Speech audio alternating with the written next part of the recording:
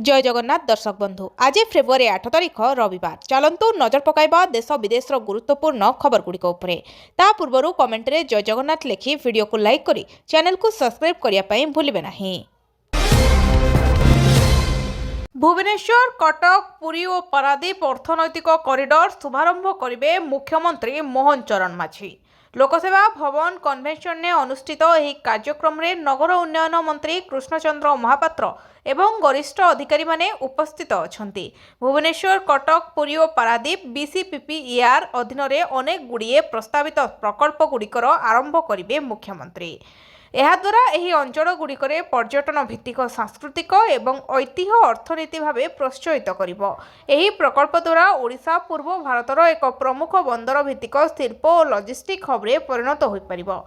एही कार्यक्रम रे नीति आयोगर सीईओ बीवीआर सुब्रमण्यम और नीति आयोग सदस्य राजीव गौबा उपस्थित अछंती। कटक पुरी और जगतसिंहपुर सांसद मध्य उपस्थित अछंती। माओ मुक्त हेला ओडिशार आउ एक जिला रायगड़ा। हिंसा छाड़ी समाज मुख्य स्रोत हेले सामिल। माओ मुक्त हेला रायगड़ा जिला। कुख्यात माओ दंपति निखिल और इंदुंक सह 15 माओवादी आत्मसमर्पण पर सांबादिक सम्मेलन करी एही सूचना दैछंती एडीजी संजीव कुमार पंडा। बासधारा घुमुसर नागावली डिविजन 2 कुख्यात माओवादी निखिल और इंदुंक सह 13 माओवादी हेले विकास सुंदर प्रदीप रोशनी अरुणा नंदे निकिता कुमारी दीपक राकेश ललित राजे और मालती आत्मसमर्पण करिसेंती। एने एडीजी संजीव कुमार पंडा सांबादिक सम्मेलन में सूचना दैछंती। अजित पवार दुर्घटना को नहीं राजनीति फडनाविस कहले राजनेता निज मानविकता हराइबा उचित नहीं। नागपुर रे एक विमान दुर्घटना रे राष्ट्रवादी कांग्रेस पार्टी राष्ट्रीय अध्यक्ष तथा उपमुख्यमंत्री अजित पवार दुर्भाग्यजनक मृत्यु पर राज्य राजनीति रे संदेह प्रकाश सहित आरोप प्रत्यारोपर धारा आरंभ होईछि। अजित पवार मृत्युर चतुर्थ दिन में तांको पत्नी सुनेत्रा पवार को उपमुख्यमंत्री भाव में शपथ ग्रहण करने संपर्क में शिवसेना शिंदे गोष्ठीर नेता रामदास कदम एनसीपी राज्य सभापति सुनील ततकरेन विरोध में अभियोग करिसेंती जे उभय एनसीपी गोष्ठी काले एकाठी होइजिबे सेही भୟରେ से सुनेत्रा पवार को डीसीएम करने तरबरिया भाव निष्पत्ति नेइथिले। मुख्यमंत्री देवेंद्र फर्नांडिस एपरी अभियोग रे दृढ़ प्रतिवाद करिसेंती एवं महायुतिर नेतामानंकु निम्न स्तरीय राजनीति दूरे रहिबाकू अनुरोध करिसेंती।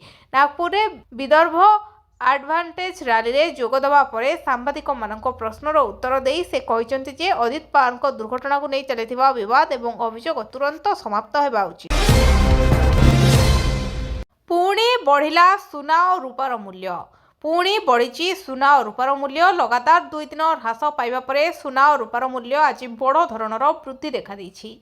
24 कैरेट सुनार मूल्य 10 ग्राम पिछा 2890 टंका वृद्धि पाई 1,56,600 टंकार पहुंची। से 22 कैरेट सुनार दर 2,650 टंका बढ़ी 1,43,550 टंकार स्थिर होईछि।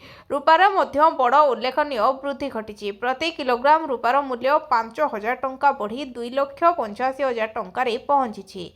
सुना रूपार एही आकस्मिक ऊर्ध्वगति को नहीं क्रेता माने मध्य मिश्र प्रतिक्रिया देखा देछि। निवेशक माने एहाकू बुलियन बजार रे नुआ शक्तिर संकेत भाबुछंती, किंतु विवाह और बड़ क्रय योजना करुथबा क्रेता माने मूल्य वृद्धि को एने चिंतित अछंती। बजार विश्लेषक माने कहउछंती अंतर्जातीय चाहिदा और मुद्रा मूल्यर उठापड़ा विदेशी बजार को प्रभावित करुछि।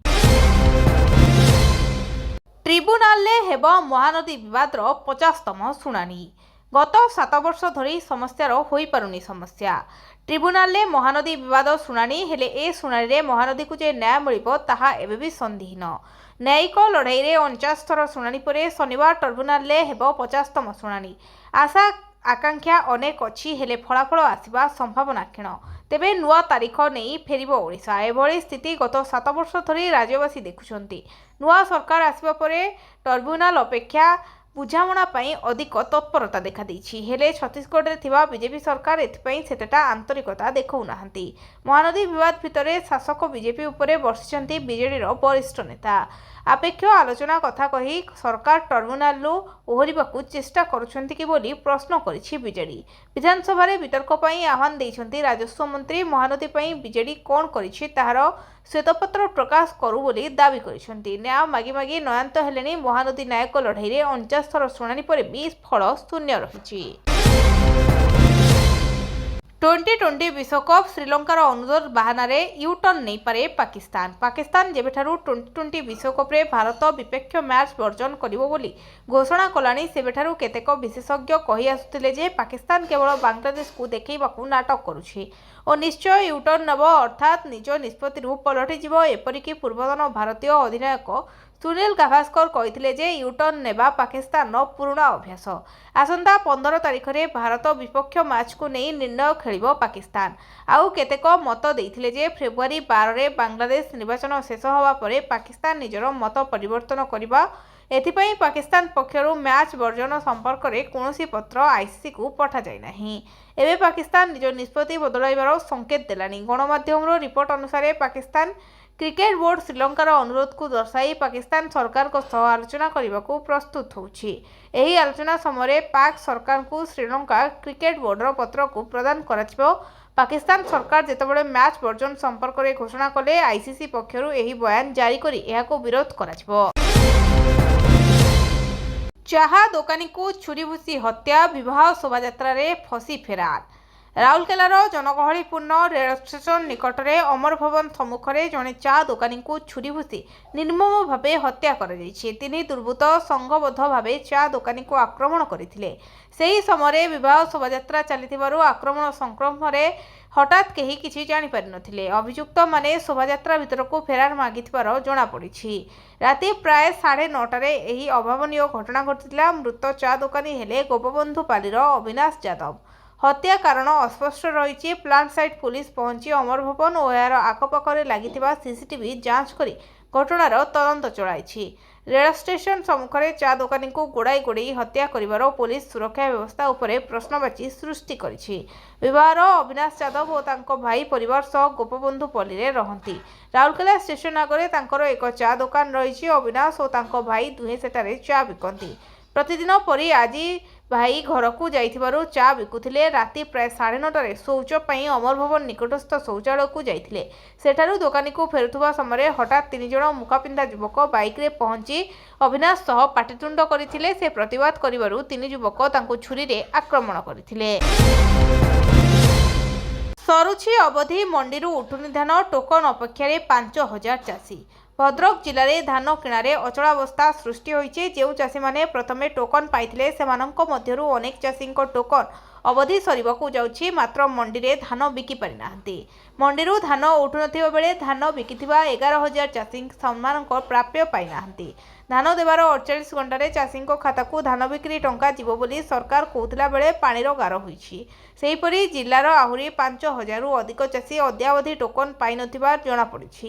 ଜାନୁଆରୀ 5ରୁ ଜିଲ୍ଲାରେ ଧାନ ମଣ୍ଡି ଖୋଲିଛି, ହେଲେ ମଣ୍ଡି ଖୋଲିବାର 20 ଦିନ ପର୍ଯ୍ୟନ୍ତ ଧାନ କିଣାଗଲା ନାହିଁ। ମିଲରଙ୍କ ଦାବି ପୂରଣ ନ ହେବାରୁ ସେମାନେ ଧାନ ଉଠାଇଲେ ନାହିଁ। କଟନୀ ଛଟନୀକୁ ନେଇ କିଛି ଦିନ ଧରି ମିଲର ପ୍ରଶାସନ ଚାଷୀଙ୍କ ଭିତରେ ଟଣା ଓଟରା ଚାଲିବ। ପରେ ଧାନ କିଣା ଆରମ୍ଭ ହେଲା, ହେଲେ ପୂର୍ବ ପରି 8ରୁ 10 କିଲୋ ପର୍ଯ୍ୟନ୍ତ କଟନୀ ଛଟନୀ କରାଗଲା। ଚାଷୀଙ୍କ ଅଭିଯୋଗ ଅନୁସାରେ ସବୁ ମଣ୍ଡିରେ 8ରୁ 10 କିଲୋ ଧାନ କଟନୀ ଛଟନୀ କରାଯିବ। ପୁଣି ଥରେ କୋର୍ଟକୁ ଧମକପୂର୍ଣ୍ଣ ମେଲ୍, 2 ଘଣ୍ଟା କାଳ ସୁରକ୍ଷା ସମୀକ୍ଷା। ଡାର୍କ ୱେବ୍ରୁ ଆସିଛି ଇମେଲ୍। କଟକ ଜିଲ୍ଲା ଏବଂ ଦୌରା ଜଜ୍ କୋର୍ଟକୁ ପୁଣି ଥରେ ଧମକପୂର୍ଣ୍ଣ ମେଲ୍ ଆସିଛି। ସମାନ ମେଲ୍ ଆଇଡିରୁ ଏହି ମେଲ୍ ଆସିଛି। ତେବେ ଡାର୍କ ୱେବ୍ରୁ ମେଲ୍ ପଠାଯାଇଥିବା ତଦନ୍ତ ସମୟରେ ଜଣାପଡ଼ିଛି, ଯାହାଫଳରେ ମେଲ୍ରେ ପ୍ରକୃତ ଆଇପି ଠାବ କରିବା କ୍ରାଇମବ୍ରାଞ୍ଚ ପାଇଁ ବଡ଼ ଆହ୍ୱାନ ହୋଇଛି। ଜାତୀୟ ତଦନ୍ତକାରୀ ସଂସ୍ଥା ସହିତ ପ୍ରୋଟୋକଲ ଅନୁଯାୟୀ କ୍ରାଇମବ୍ରାଞ୍ଚ ଯୋଗାଯୋଗରେ ରହିଛି। ଏହି ମେଲ୍ ଆସିବା ପରେ ଘଟଣାସ୍ଥଳୀରେ କ୍ରାଇମବ୍ରାଞ୍ଚ ଡିଜି ପହଞ୍ଚି ସ୍ଥିତି ସମୀକ୍ଷା କରିଛନ୍ତି। ଅନ୍ୟପଟେ ବୋମା ନିଷ୍କ୍ରିୟକାରୀ ଟିମ୍ ସନ୍ଧାନୀ କୁକୁର ପହଞ୍ଚି ଉଭୟ ହାଇକୋର୍ଟ ଓ ଜିଲ୍ଲା କୋର୍ଟ ପରିସର ଯାଞ୍ଚ କରିଥିଲେ। ସୂଚନା ଅନୁଯାୟୀ ଜାନୁଆରୀ 8 ତାରିଖରେ କଟକ ଜିଲ୍ଲା ଏବଂ ଦୌରାଜଜ ସମ୍ବଲପୁର ଓ ଦେବଗଡ଼ କୋର୍ଟକୁ ବିସ୍ଫୋରଣରେ ଉଡ଼ାଇ ଦେବାକୁ କୁଖ୍ୟାତ ଆତଙ୍କବାଦୀ ସଂଗଠନ ଲିବରେସନ ଟାଇଗର୍ସ ଅଫ୍ ତାମିଲ ଇଲାମ ନାଁରେ ଏକ ଧମକପୂର୍ଣ୍ଣ ମେଲ୍ ଆସିଥିଲା। ଡାର୍କ ୱେବ୍ରେ ଟର୍ ବ୍ରାଉଜର ବ୍ୟବହାର କରି ଅପରାଧୀ ଗୋଷ୍ଠୀ ହଟମେଲ ଡୋମେନ୍ରୁ ଏହି ଧମକପୂର୍ଣ୍ଣ ମେଲ୍ ପଠାଇଥିଲେ। विपुल परिमाणर कफ सिरप जबत सोनपुर पुलिस को बड़ सफलता। विपुल परिमाणर कफ सिरप जबत करने सह घटना जनक गिरफ करिछि पुलिस। पुलिसर चढ़ऊ बेले 3 जन फेरार होइतिला बेले 2टी गाड़ी जबत होइछि। आज 2टी गाड़ी रे कफ सिरप चालाण होउथबा विश्वर सूत्ररु खबर पाई फिल्म स्टाइल पीछा करिथिला रामपुर पुलिस। सुवर्णपुर जिला डुंगुरीपाड़ ब्लॉक रामपुर थाना साहाजपाहाल गाँ निकटरे मजिस्ट्रेट को उपस्थित रे बोलेरो कफ सिरप और होंडा सिविकाटरू 9000 बोतल कफ सिरप जबत करा जायछि। एहा सहित कफ सिरप माफिया बरगढ़ जिला सतलमा गाँ गुलसेन साहू को गिरफ करिछि पुलिस। 2टी गाड़ी को मध्य जबत करी अधिक तदंत जारी रखिछि रामपुर पुलिस। सार्थकों पूर्वर 30 भारतीय नाविकों हराई देश। सामुद्रिक जहाज रे भारतीय नाविकों रहस्यजनक मृत्यु और निखोज घटना नुआ नुहे। देशर प्रमुख जहाज परिचालना कंपानी आंग्लो स्टनशिप मैनेजमेंट अधीन थिबा जहाज गुड़िकरे सर्वाधिक एभली अघटन घटिथिबार जड़े महिला आवेदनकारी सूचना अधिकार आईन बल पाइथिबा तथ्य कहूछि। केवल ओडिया कैडेट सार्थक नुहंती, पूर्वर एभली प्राय 30 जन भारतीय नाविकों क्रमागत मृत्यु और निखोज घटना सामुद्रिक क्षेत्र में चिंतार कारण पालटिछि। डॉक्टर अमृता सिंह द्वारा दाखल सूचना अधिकार आईन आवेदनर उत्तर में मिलिथिबा तालिका अनुसार 2015-2022 मध्य एही कंपानी अधीन थिबा विभिन्न जहाजरू अनेक नाविक निखोज होइछन्ति। रिपोर्ट अनुसार 2015 में एमवी दरिया मान नामक जहाजरू मुकेश गोविंद सोलके निखोज हो जाइतिले। 2018 एप्रिल 17 में chief engineer Sanjay Chaudhary Atlantic Olive जहाज रे मृत्यु घटिथिला। 2020 मे 13 रे फेडराल म्यूमी जहाज रे सुब्रत विश्वाल नामक तृतीय अधिकारी निखोज हो जाइतिले। 2021 रे शिवम मल्लिक नामक जने नाविकों जहाज मध्य झुलंता मृतदेह मिलिथिबार एही तथ्य कहूछि। एहीपरि आत्महत्या, हृदघात, रहस्यजनक निखोज एवं दुर्घटना जनित प्राय 30टी मामला सामना को आसिछि। अन्य पक्षरे भारत सर्वबृहत नाविक नियुक्तिदाता एवं प्राय 10,000 अधिक भारतीय नाविक सेमानक जहाज रे कार्य करुथबा जोगु नाविकों संख्या अधिक थिबारु मृत्यु संख्या अधिक पड़ुथिबार कंपानी जुक्ति बढ़ी। गिरफ परे पप्पू यादव को स्वास्थ्यावस्था गुरुतर। आज कोर्ट रे हाजर हेबे। बिहार परनुआर बाहुबली सांसद राजेश रंजन और पप्पू यादव को पुलिस शुक्रवार रात्रि गिरफ करिछि। एक 31 वर्षर पुराना मामला रे कोर्ट पप्पूଙ୍କ नारे जारी करिछि परवाना को आधार करी पाटना पुलिस तांको गिरफ करिछि। पुलिस सीधा पोषकरे तांको गिरफ करथिला। निर्दलीय सांसद पप्पू 1995 पाटना रे रहउतबा एक भड़ा घर को बलपूर्वक निज दखल को नहीं जाइथिले। परे से उक्त घरे निज कार्यालय खोलिथिले। याकु नै घर मालिक पप्पूଙ୍କ विरोध में मामला रुजु करिथिला। अदालत पप्पूଙ୍କୁ अनेक थर समन जारी करथिले, मात्र से हाजर होई नथिले। एथिपई 2 दिन तले अदालत पप्पूଙ୍କ उक्त संपत्ति को जबत लगी निर्देश देबा सह तांको विरोध में गिरफ परवाना जारी करथिले। कोर्ट द्वारा जारी होइथिबा वारेंट आधार में शुक्रवार विलंबित रात्रि पाटना पुलिस द्वारा पप्पू यादव को पुलिस गिरफ करिछि। गिरफ करबा समय पुलिस एवं समर्थक मानक मध्य किछि घंटा धरी तांको बासभवन सम्मुख में उत्तेजनापूर्ण परिस्थिति सृष्टि होइथिला। पश्चिम बंग विधानसभा निर्वाचन सबु आसन में प्रार्थी देवे कांग्रेस। चलित वर्ष पश्चिम बंग में विधानसभा निर्वाचन अनुष्ठित होबाकु जाउछि। एही परिप्रेक्षी में सेठार क्षमतासीन ममता बानार्जी तृणमूल कांग्रेस सरकार को गादीच्युत करने को बीजेपी और अन्य दल व्यापक प्रस्तुति आरंभ करिसेंति। तेबे एही निर्वाचन में कौनसी दल सह मेंट न करी कांग्रेस समस्त 294 आसन में एकाकी लड़िब बोली घोषणा करिछि। गुरुवार नुआदिल्ली में अनुष्ठित कांग्रेस कार्यकारी कमिटी बैठक में एही निष्पत्ति निया जाइछि। उक्त बैठक में कांग्रेस सभापति मल्लिकार्जुन खड़गे, लोकसभा विरोधी दल नेता राहुल गांधी, कांग्रेस साधारण संपादक केसी वेणुगोपाल समेत पश्चिमबंग प्रदेश कांग्रेस कमिटी सभापति शुभंकर सरकार, 5 थरर लोकसभा संसद अधीन रंजन चौधरी प्रमुख उपस्थित थिले। बैठक पर गणमाध्यम को सूचना दे पश्चिमबंग दायित्व में थिबा गुलाम अहमद मीर कहते जे अतीत में पश्चिमबंग निर्वाचन में अन्य दल सह आसन बुझामणा करी कांग्रेस बहुत क्षति सहिछि। बीएमसी परवर्ती मेयर ऋतु तावार घोषणा कला BJP Brihan Mumbai municipal corporation पर नूतन मेयर को नाम घोषणा करिछि। ऋतु तावार बीएमसी नूतन मेयर होबाकु जाउछंती। ऋतु जने वरिष्ठ बीजेपी कॉर्पोरेटर एथर से वार्ड नंबर 132 रु निर्वाचन लड़ी जीतिछंती। बीजेपी सभापति अमित सटन मुंबई मेयर पद पर बीजेपी कॉर्पोरेटर ऋतु तावार को दलर प्रार्थी भाव में घोषणा करिछंती। से खूब शीघ्र तांकर नामांकन दखल करिवे। शिवसेना महायुति मेंट पर डेप्यूटी मेयर पद पर कॉर्पोरेटर संजय घाड़ी को मनोनीत करिछि एवं से खूब शीघ्र तांकर नामांकन दाखल करिवे। मेयर एवं डेप्यूटी मेयर पद पर प्रार्थी नाम चूड़ांत होबा परे रिटर्निंग अधिकारी निकटरे मेयर नामांकन पत्र दाखल कराजिबो। तापरे फेब्रुआरी 11 तारिख दिन मध्याह्न 12टारे मेयर निर्वाचन अनुष्ठित हेबो। एही निर्वाचन रे शिवसेना ठाकरे गोष्ठी मध्य मेयर पद पर प्रार्थी देबो बोली संभावना रहिछि। मालेशिया गस्तरे प्रधानमंत्री नरेंद्र मोदी आज 2 दिनिया मालेशिया गस्तरे जाउछंती। एहाकु नै मालेशिया रे थिबा भारतीय संप्रदाय मध्य प्रबल उत्साह देखा देछि। प्रधानमंत्री मोदी को स्वागत करने एक रेकर्ड भांगा नृत्य प्रदर्शन सह भव्य सांस्कृतिक कार्यक्रम योजना करा जाउछि। रिपोर्ट अनुसार कोलंबोरे एही स्वागत समारोह में प्राय 800 कलाकार एककालीन मंच उपरे रहिबे। भारतीय वंशोद्भव लोक माने पारंपरिक पोशाक शास्त्रीय एवं लोकनृत्य प्रदर्शन करिवे। एही कार्यक्रम में भारतीय संस्कृति एकता एवं विविधता प्रदर्शन करा जिवो। मलेशिया बुक ऑफ रेकर्ड्स रे अंतर्भुक्त होबा लक्ष्य रे एही नृत्य प्रदर्शन योजना करा जाउछि। तेबे मालेशिया गस्त नहीं प्रधानमंत्री ट्वीट करी कहिसंती जे मोर बंधु प्रधानमंत्री अनवर इब्राहिम को नियंत्रण रे मु सोशल मीडिया रे गस्त करिबी। मु मालेशिया रे गस्त करिबी जेउ देश सहित भारतीय संपर्क गभीर एवं व्यापक। एही गस्त आमर व्यापक रणनैतिक सहभागिता को वृद्धि करिवो एवं विभिन्न क्षेत्र रे सहयोग वृद्धि करिवो। ट्रेड डील पर फ्रेमवर्क जारी ट्रंप को धन्यवाद देले मोदी। भारत अमेरिका वाणिज्य चुक्तिर मध्यवर्तीकालीन रूपरेख प्रकाश पाई। वाणिज्य चुक्तिर फ्रेमवर्क रे रूस तैल आमदानी रे भारत उपर लगी 25% शुल्क हटाई डोनाल्ड ट्रंप। यह सहित दुई देश मध्य व्यापक द्विपाक्षिक बुझामणार अंतिम रूप देवा आगरे नुआ गति मिली। टारिफ उत्तेजना मध्य होईछि। दुई देश एक मिलित बयान जारी रखिछंती। संयुक्त देश अमेरिका एवं भारत एही फ्रेमवर्क रे शीघ्र लागू हेबो। घरे पशि समिति सभ्यों को आक्रमण। समिति सभ्यों समेत 4 जन को मारणात्मक आक्रमण। गंजाम जिला पुरुषोत्तम थाना कुशपुर गाँव में विवाह प्रशासन को नहीं केन्द्र करी तुमुल कांड देखा मिली। पंचायत समिति सभ्यों समेत 4 जन को घरे पशि मारणात्मक आक्रमण कर गतकाली विलंबित राति एभली घटना घटी। शुक्रवार राति एक विवाह शोभायात्रा पूरा गाँ परिक्रमा करथिला एवं एही शोभायात्रा रे किछि युवक इटा पत्थर फोपाड़ी फरफेड़ी करुथुबा बेले एही साही बासिंदा एहाकू विरोध करथिले एवं युवक मानकू एभली न करिबाकू तागिद करथिले। तेबे घटना उग्र रूप नेइथिला। अचानक 10 रु 12 जन युवक आसी बारण करथिबा लोकंक घरे पसी खंडा और लुहा छड़े आक्रमण करथिले। आक्रमण रे बाघला पंचायत समिति सभ्य प्रकाश चंद्र नाहक समेत 4 जन गुरुतर होइछंती। যৌতুক জুইরে চালিগলা নববধূর জীবন। যৌতুক জুইরে চালি যাইছি নববধূর জীবন। এভଳି অভাবনীয় ঘটনা ঘটিছে ভদ্রক বাসুদেবপুর অঞ্চলের। মৃতক সস্মিতা বলে জনাপড়িছে। অধিক যৌতুক দাবি করে শ্বশুর ঘর লোকে মানসিক শারীরিক নির্যাতনা দেওয়া সহ মারি দিয়া যাইଥିବା বাপঘর পক্ষରୁ অভিযোগ হয়েছে।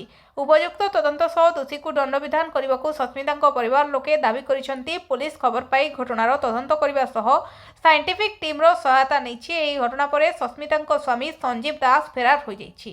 ଶ୍ୱଶୁରଙ୍କୁ ପୁଲିଶ ଥାନାରେ ଅଟକ ରଖିଛି। ପାକିସ୍ତାନରେ ନମାଜ ସମୟରେ ବଡ଼ ବିସ୍ଫୋରଣ 15 ଜଣଙ୍କ ମୃତ୍ୟୁ। पाकिस्तान राजधानी इस्लामाबाद रे एक सिया धर्मशाला भितरे जड़े आत्मघाती विस्फोरणकारी निजकू विस्फोरण में उड़ाई देथिले। पाकिस्तानी खबर कागज डन अनुजाई एही विस्फोरण में अति कम 15 जनकर मृत्यु घटी एवं अनेक आहत होइछंती। सहरर शाहजाद टाउन अंचलर तरलाई इमारबाद रे एही विस्फोरण घटिथिला। एही घटना परे इस्लामाबाद रे जरूरीकालीन परिस्थिति घोषणा कर पाकिस्तानी गणमाध्यम रिपोर्ट अनुसार आज मध्याह्न समय जड़े आत्मघाती विस्फोरणकारी सिया धर्मशालार मुख्य फाटक विस्फोरक विस्फोरण करथिले। पाकिस्तानी सरकार मंत्री डॉक्टर तारिक फजल चौधरी सोशल मीडिया रे लिखिछंती, मु इस्लामाबाद रे होइथिबा विस्फोरण को दृढ़ निंदा करुछि। एही आक्रमण रे जीवनहानि पई मु दुखित। छत्तीसगढ़ महाराष्ट्र सीमार 3 नक्सल निहत। ମହାରାଷ୍ଟ୍ରର ନକ୍ସଲ ପ୍ରଭାବିତ ଅଞ୍ଚଳ ଗଡ଼ଚିରୋଲିରେ ହୋଇଥିବା ବଡ଼ ନକ୍ସଲ ବିରୋଧୀ ଅଭିଯାନର ସୁରକ୍ଷାକର୍ମୀଙ୍କୁ ସଫଳତା ମିଳିଛି। ପୋଲିସର ସୂଚନା ଅନୁଯାୟୀ ଶୁକ୍ରବାର ସକାଳେ ଏନ୍କାଉଣ୍ଟର ସ୍ଥଳରୁ ଆଉ 2 ନକ୍ସଲଙ୍କ ମୃତଦେହ ଉଦ୍ଧାର କରାଯାଇଛି। ଏହା ସହିତ ନକ୍ସଲଙ୍କ ମୃତଦେହର ମୋଟ ସଂଖ୍ୟା 3କୁ ବୃଦ୍ଧି ପାଇଛି। ଘଟଣାସ୍ଥଳରୁ ଏକ AK-47 ଏବଂ ଏକ ସେଫେଲ ଲୋଡିଂ ରାଇଫଲ ମଧ୍ୟ ଜବତ କରାଯାଇଛି। 3 ନିହତ ନକ୍ସଲଙ୍କ ପରିଚୟ ଏପର୍ଯ୍ୟନ୍ତ ସ୍ପଷ୍ଟ ହୋଇନାହିଁ। ତେବେ ଗୁଳି ବିନିମୟ ବେଳେ ଜଣେ ଯବାନ ଶହୀଦ ହୋଇଛନ୍ତି। ଗଡ଼ଚିରୋଲିର ପୋଲିସ କହିଛି ଯେ ଗଡ଼ଚିରୋଲ ଏବଂ ନାରାୟଣପୁର ସୀମାନ୍ତ ଅଞ୍ଚଳ ନିକଟବର୍ତ୍ତୀ ଅବୁଝମାଦର ଘନ ଜଙ୍ଗଲରେ ଏନ୍କାଉଣ୍ଟର ଚାଲିଛି। ଅପରେସନ ସମୟରେ ନକ୍ସଲମାନେ ପ୍ରଚୁର କ୍ଷତି ସହିଥିଲେ, କିନ୍ତୁ ଭୂଖଣ୍ଡର ଦୁର୍ଗମତା ସର୍ଚ୍ଚ ଅପରେସନକୁ ଅତ୍ୟନ୍ତ ଚ୍ୟାଲେଞ୍ଜିଂ କରିଛି। ଜନତା ତୁମକୁ ପ୍ରତ୍ୟାଖ୍ୟାନ କରିଛନ୍ତି ପ୍ରଶାନ୍ତ କିଶୋରଙ୍କୁ ସୁପ୍ରିମକୋର୍ଟରୁ ବଡ଼ ଝଟକା। ଜନସୁରଜ ପାର୍ଟିର ପ୍ରତିଷ୍ଠାତା ପ୍ରଶାନ୍ତ କିଶୋରଙ୍କୁ ସୁପ୍ରିମକୋର୍ଟରୁ ଏକ ବଡ଼ ଝଟକା ଲାଗିଛି। କୋର୍ଟ ତାଙ୍କ ରାୟ ଆବେଦନ ଶୁଣାଣି କରିବାକୁ ମନା କରିଦେଇଛନ୍ତି।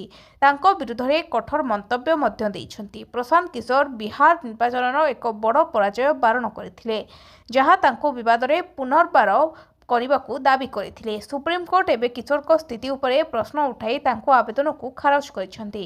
ନିକଟରେ ବାହାରିଥିବା ବିଧାନସଭା ନିର୍ବାଚନ ସମ୍ପ୍ରତି ଅନୁଷ୍ଠିତ ହୋଇଥିଲା। ରାଜନୈତିକ ପରାମର୍ଶଦାତା ଭାବରେ ଜଣାଶୁଣା ପ୍ରଶାନ୍ତ କିଶୋର ଏଥିରେ ଅଂଶଗ୍ରହଣ କରିବା ପାଇଁ ନିଜସ୍ୱ ଦଳ ଜନସୁରଜ ପାର୍ଟି ଗଠନ କରିଥିଲେ। ସେ ବିବାହର ସମସ୍ତ ଆସନରେ ପ୍ରତିଦ୍ୱନ୍ଦ୍ୱିତା କରିଥିଲେ, କିନ୍ତୁ ଗୋଟିଏ ବି ଜିତି ପାରିନଥିଲେ।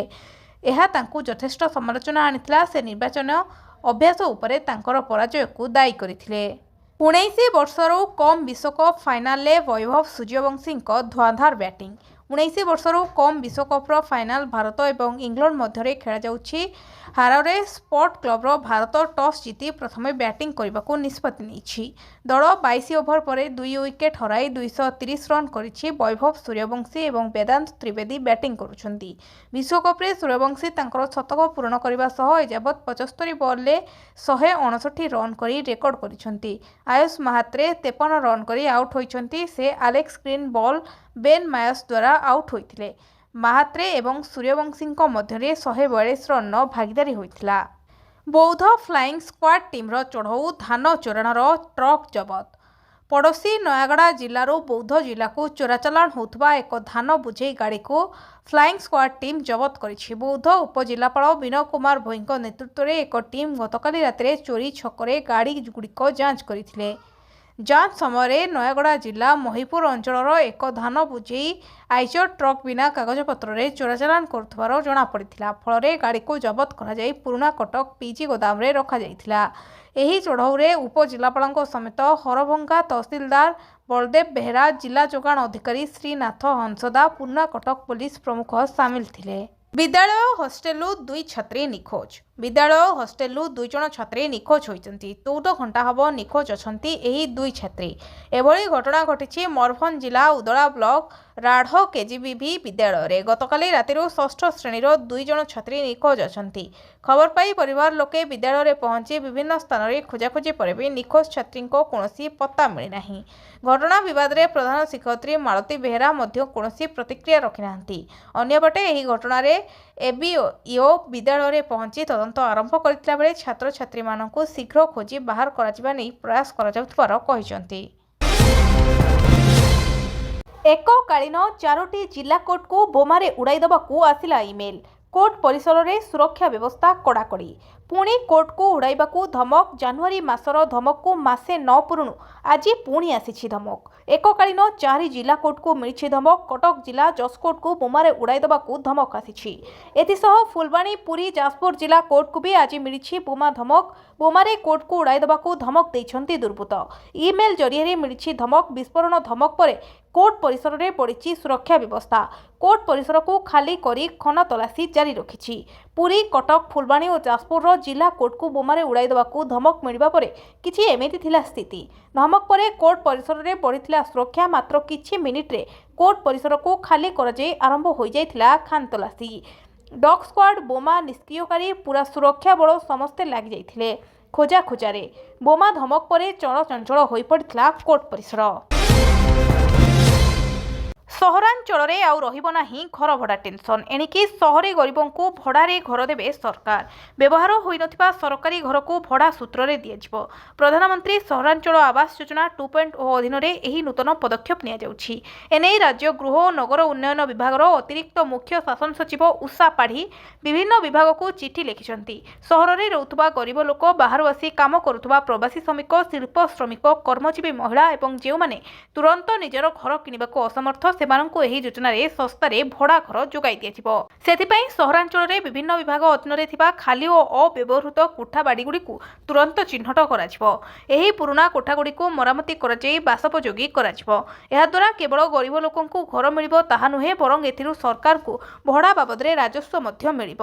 ଗାଇଡଲାଇନ୍ ଅନୁଯାୟୀ 2ଟି ମଡେଲରେ ସୁଲଭ ମୂଲ୍ୟରେ ଭଡ଼ା ଦିଆଯିବ। ପ୍ରଥମେ ସରକାରୀ ଘରକୁ ପବ୍ଲିକ୍ ଏଜେନ୍ସି ମାଧ୍ୟମରେ ଭଡ଼ା ଦିଆଯିବ। ଦ୍ୱିତୀୟରେ ବେସରକାରୀ ସଂସ୍ଥା ଘର ତିଆରି କରି ଗରିବଙ୍କୁ ଭଡ଼ା ଦେବେ। ନୀଳଗିରି ବ୍ଲକ କନିଷ୍ଠ ଯନ୍ତ୍ରୀଙ୍କ ନାମରେ ସାଂଘାତିକ ଅଭିଯୋଗ। ଭୂତ ଶ୍ରମିକଙ୍କ ତଥ୍ୟ ଦେଇ ଲୁଟିନେଲେ ବିକେଆ ମଜୁରୀ ଟଙ୍କା। ସୂଚନା ଆଇନ ଖୋଲିଲା କନିଷ୍ଠ ଯନ୍ତ୍ରୀଙ୍କ ଚଞ୍ଚକତାର ଗୁମର। ଭୂତ ଶ୍ରମିକଙ୍କ ତଥ୍ୟ ଦେଇ ବାବୁଆଣୀ ଲୁଟିନେଲେ ସରକାରୀ ଟଙ୍କା। ଆଉ ପଚାରିଲେ ମୁହଁ ଖୋଲିବାକୁ ନାରାଜ କନିଷ୍ଠ ଯନ୍ତ୍ରୀ। ନୀଳଗିରି ଶ୍ରମ କୋର୍ଟରେ 4 ମାସ ହେବ ଯନ୍ତ୍ରୀଙ୍କ ବିରୋଧରେ ଫେରାଦ ଦେଲେଣି ଶ୍ରମିକ, ହେଲେ ଏଯାବତ ନ୍ୟାୟ ମିଳୁନି। ବାଲେଶ୍ୱର ନୀଳଗିରି ବ୍ଲକ କନିଷ୍ଠ ଯନ୍ତ୍ରୀ ପୁତୁଲି ସିଂ ନାମରେ ସାଂଘାତିକ ଅଭିଯୋଗ। ଭୂତ ଶ୍ରମିକଙ୍କ ତଥ୍ୟ ଦେଇ ଯନ୍ତ୍ରୀ ଲୁଟିନେଲେ ଟଙ୍କା। ଫେବୃଆରୀ 19ରୁ ଦଶମ, ମଧ୍ୟମା ଓ ରାଜ୍ୟ ମୁକ୍ତ ବିଦ୍ୟାଳୟ ସାର୍ଟିଫିକେଟ୍ ପରୀକ୍ଷା ପ୍ରସ୍ତୁତ ହୋଇଛି 3082 ପରୀକ୍ଷା କେନ୍ଦ୍ର ସହ 322 ନୋଡାଲ ସେଣ୍ଟର। ଫେବୃଆରୀ 19ରୁ ଆରମ୍ଭ ହେବ ମାଧ୍ୟମିକ ଶିକ୍ଷା ପରିଷଦ ଦ୍ୱାରା ପରିଚାଳିତ ଦଶମ, ମଧ୍ୟମା ଓ ରାଜ୍ୟ ମୁକ୍ତ ବିଦ୍ୟାଳୟ ସାର୍ଟିଫିକେଟ୍ ପରୀକ୍ଷା। ପ୍ରଶ୍ନପତ୍ର ପ୍ରଘଟକୁ ରୋକିବାକୁ ପ୍ରତି ପ୍ରଶ୍ନରେ QR କୋଡ୍ ଏବଂ ୱାଟରମାର୍କ ବ୍ୟବସ୍ଥା କରାଯାଇଛି। ସେପଟେ ନିର୍ଭୁଲ ପ୍ରଶ୍ନପତ୍ର, ଆଉଟ୍ ଅଫ୍ ସିଲାବସ୍ ଏବଂ ନୋଡାଲ ସେଣ୍ଟରରେ ଠିକ୍ ସମୟରେ ପ୍ରଶ୍ନପତ୍ର ପହଞ୍ଚିବା ଉପରେ ଗୁରୁତ୍ୱାରୋପ କରିଛନ୍ତି ଶିକ୍ଷାବିତ୍। ଚୂଡ଼ାନ୍ତ ପର୍ଯ୍ୟାୟରେ ଦଶମ, ମଧ୍ୟମା ଏବଂ ରାଜ୍ୟମୁକ୍ତ ବିଦ୍ୟାଳୟ ସାର୍ଟିଫିକେଟ୍ ପରୀକ୍ଷା ପ୍ରସ୍ତୁତି। ଚଳିତ ବର୍ଷ ଏହି ପରୀକ୍ଷା ପାଇଁ 5,60,000ରୁ ଅଧିକ ପିଲା ଫର୍ମ ପୂରଣ କରିଛନ୍ତି। ମୋଟ 3082ଟି ପରୀକ୍ଷା କେନ୍ଦ୍ର ଚୂଡ଼ାନ୍ତ ହୋଇଛି। ପ୍ରଶ୍ନପତ୍ରକୁ ସୁରକ୍ଷିତ ରଖିବା ଲାଗି 322ଟି ନୋଡାଲ ସେଣ୍ଟର କରାଯାଇଛି। ରାଜ୍ୟ ବାହାର ଫର୍ମରୁ ଛପାଯାଇଥିବା ପ୍ରଶ୍ନପତ୍ର ଆସି କଡ଼ା ସୁରକ୍ଷା ମଧ୍ୟରେ ବୋର୍ଡ ଷ୍ଟ୍ରଙ୍ଗରୁମ୍ରେ ରଖାଯାଇଛି। ନୋଡାଲ ସେଣ୍ଟର ସୁରକ୍ଷା ଲାଗି ସ୍ଥାନୀୟ ଜିଲ୍ଲା ପ୍ରଶାସନ ସହ ଆଲୋଚନା ହୋଇଛି। ଅସ୍ତ୍ର ଛାଡ଼ି ଭଲ ମାର୍ଗ ବାଛିଲେ 15 ମାଓବାଦୀ, ପୋଲିସ ନିକଟରେ କଲେ ଆତ୍ମସମର୍ପଣ। ଏକଦା ଘଞ୍ଚ ଜଙ୍ଗଲ ଭିତରେ ରହି ନିକଟସ୍ଥ ଗାଁଗୁଡ଼ିକରେ ବ୍ୟାପକ ଧନ ଜୀବନ ନେଇଥିବା 15 ଜଣ ମାଓବାଦୀ ଆଜି ଅସ୍ତ୍ର ଛାଡ଼ି ଭଲ ମାର୍ଗ ବାଛିଛନ୍ତି। ମାଓ ଦମ୍ପତି ନିଖିଲ ଓ ଇନ୍ଦୁଙ୍କ ସମେତ ମୋଟ 15 ଜଣ କ୍ୟାଡର ଆଜି ରାୟଗଡ଼ା ପୋଲିସ ନିକଟରେ ଆତ୍ମସମର୍ପଣ କରିଛନ୍ତି। ଏହି ମାଓବାଦୀମାନେ ଆତ୍ମସମର୍ପଣ କରିଥିବା ନେଇ ରାୟଗଡ଼ା ପୋଲିସ ସୂଚନା ଦେଇଛନ୍ତି। ପୁରୀ ନିକଟରେ ଆତ୍ମସମର୍ପଣ କରିଥିବା ମାଓବାଦୀମାନେ ହେଲେ ନିରଞ୍ଜନ ରାଉତ ଓରଫ ନିଖିଲ, ଅଙ୍କିତା ରାଉତ ଓରଫ ଇନ୍ଦୁ, ବିକାଶ ସୁନ୍ଦର ପ୍ରଦୀପ, ରୋଶନୀ ଅରୁଣା, ନିକିତା କୁମାରୀ, ଦୀପକ, ରାକେଶ ଲଳିତ, ରାଜେ ଓ ମାଳତୀ। ସୂଚନାଯୋଗ୍ୟ, ଆଜି କନ୍ଧମାଳ ଏସ୍ପିଙ୍କ ନିକଟରେ 4 ଜଣ ମାଓବାଦୀ ନିଜ ନିଜର ଅସ୍ତ୍ରଶସ୍ତ୍ର ସହିତ ଆତ୍ମସମର୍ପଣ କରିଛନ୍ତି। ଏହି 4 ଜଣ ମାଓବାଦୀଙ୍କ ମଧ୍ୟରୁ 3 ଜଣ ମହିଳା ଥିଲାବେଳେ ଅନ୍ୟ ଜଣମାନେ ପୁରୁଷ ଓ ମାଓବାଦୀ ଏବଂ ଏମାନେ ସମସ୍ତେ KKBN ମାଓ ଭିଜନରେ ସକ୍ରିୟ କ୍ୟାଡର ଭାବେ କାର୍ଯ୍ୟ କରୁଥିଲେ। ଧାନ ମଣ୍ଡିରେ ଅବ୍ୟବସ୍ଥା ନେଇ ଜିଲ୍ଲାପାଳଙ୍କ କାର୍ଯ୍ୟାଳୟ ଘେରିଲେ ଚାଷୀ। ଆଜି ଜିଲ୍ଲା କଂଗ୍ରେସ ସଭାପତି ଦେବପ୍ରସାଦ ନାୟକଙ୍କ ନେତୃତ୍ୱରେ ମନରେଗା ଆଇନ ପୁନଃ ପ୍ରଚଳନ ଓ ଧାନମଣ୍ଡିଗୁଡ଼ିକରେ ଚାଷୀମାନେ ଭୋଗୁଥିବା ସମସ୍ୟାକୁ ନେଇ ଶତାଧିକ କଂଗ୍ରେସ କାର୍ଯ୍ୟକର୍ତ୍ତାମାନେ ଜିଲ୍ଲାପାଳଙ୍କ କାର୍ଯ୍ୟାଳୟ ସମ୍ମୁଖରେ ଗଣଧାରଣାରେ ବସିଥିଲେ। ମହାତ୍ମା ଗାନ୍ଧୀ କର୍ମ ନିଯୁକ୍ତି ଯୋଜନାର ନାମକରଣ ବଦଳାଇବା, ଯୋଜନାର ରୂପରେଖ ବିକୃତ କରିବା ଏବଂ ମନରେଗା ଆଇନରେ ଥିବା ଶ୍ରମିକଙ୍କ ସ୍ୱାଧୀନ ଅଧିକାର ଓ ପଞ୍ଚାୟତର କ୍ଷମତାକୁ କେନ୍ଦ୍ର ସରକାର VBG ରାମଜୀ ସ୍କିମ୍ ମାଧ୍ୟମରେ ନିଜ ହାତକୁ ନେଇ ଯିବା ସହ ତାକୁ କେନ୍ଦ୍ରର ଇଚ୍ଛାଧୀନ କରି ରଖିବାକୁ ବିରୋଧ କରି ଧାରଣା ଦେଇଥିଲେ। ତତ୍ସହିତ ଜିଲ୍ଲାର ଧାନ ମଣ୍ଡିଗୁଡ଼ିକରେ ଚାଷୀମାନଙ୍କଠାରୁ ଭଲ ଧାନକୁ ଖରାପ ଦର୍ଶାଇ ଜୋର ଜବରଦସ୍ତ ପାଖାପାଖି 4 କିଲୋ ଧାନ କାଟି ନିଆଯାଉଛି। ଦୁଃଖର ବିଷୟ, ଅଖା ବାବଦକୁ କ୍ୱିଣ୍ଟାଲ ପ୍ରତି 1.5 କିଲୋ ଧାନ କାଟିବା ସତ୍ତ୍ୱେ ଚାଷୀମାନଙ୍କୁ ଚିରାଫଟା ଅଖା ଦିଆଯାଉଛି। ଜିଲ୍ଲାରେ ଧାନ ସଂଗ୍ରହ ପାଇଁ ମାତ୍ର ଅଳ୍ପ ସଂଖ୍ୟକ ମିଲର ଥିବାରୁ ସେମାନଙ୍କର ଏକଚାଟିଆ ନୀତି ଚାଲୁଥିବାରୁ କଂଗ୍ରେସ ଦଳ ଅଧିକାର ସଂଖ୍ୟକ ମିଲର ନିଯୁକ୍ତି କରିବା ପାଇଁ ଦାବି ରଖିଛି। ଜିଲ୍ଲାରେ ମିଲରମାନଙ୍କ ସଂଖ୍ୟା କମ୍ ଥିବାରୁ କ୍ୱିଣ୍ଟାଲ ଧାନ ମଣ୍ଡିରେ ପଡ଼ି ରହୁଛି। ମଣ୍ଡିରେ କଣ୍ଟା ବାବଦକୁ ସୋସାଇଟି କଣ୍ଟା ଶ୍ରମିକଙ୍କୁ ପରିଶ୍ରମିକ ଦେଉଥିବା ସତ୍ତ୍ୱେ ଚାଷୀମାନଙ୍କଠାରୁ ମଧ୍ୟ ଅତିରିକ୍ତ ପଇସା ଆଦାୟ କରାଯାଉଛି। 7 ତାରିଖରେ ଓଲା, ଉବେର ଓ ରାପିଡୋଙ୍କ ଧର୍ମଘଟ। फेब्रुआरी 7 तारिख माने आज देशव्यापी धर्मघट करेंगे ओला उबेर और रैपिडो ड्राइवर ऑनलाइन प्लाटफर्म रे चलुवा एग्रीमेंट बा मालिक मान शोषण विरोध में 6 घंटिया कार्यबंद डाकरा दि विरोध प्रदर्शन को ऑल इंडिया ब्रेकडाउन ना दि आंदोलन तेलंगाना गिग और प्लाटफर्म कर्मचारी संघ द्वारा परिचालना हेब जहाद्वारा अनेक साधारण लोक जो मैंने ओला उबेर और रैपिडो उपर निर्भर करती से समस्या भोगे। केंद्र मंत्री को लिखिथिबा चिठी रे संघ मोटर जानवाहन एग्रीगेटर निर्देशावली 2025 को उल्लेख करिछि जेउथिरे कुहा जायछि अनेक राज्य रे ओला उबेर और रैपिडो भली एग्रीगेटर माने 2025 रे केंद्र सड़क परिवहन मंत्रालय पक्षरु जारी होइतिबा मेट्रो व्हीकल एग्रीगेटर गाइडलाइन 2025 मानु नाहंती। राज्य माने एने कठोर होनांती एप्लिकेशन ने दिया जाउथबा एल्गोरिदम और अन्य किछि कारण बहाना रे सेमानंको आय बा प्राप्य कमी जाउछि। भिडियोटी को शेष जाए देखिथिबारु आपनकु बहुत बहुत धन्यवाद। जदि भिडियोटी आपणकर पसंद आसीछि ताहेले भिडियो को लाइक करी चैनल को सब्सक्राइब करबाकू भूलिबेनी। आपणकर गोटिए लाइक आमको एही बळी खबर जोगै दबारे प्रेरणा देबो। आमे एही भिडियो रे 100 लाइक रो टार्गेट रखिछु।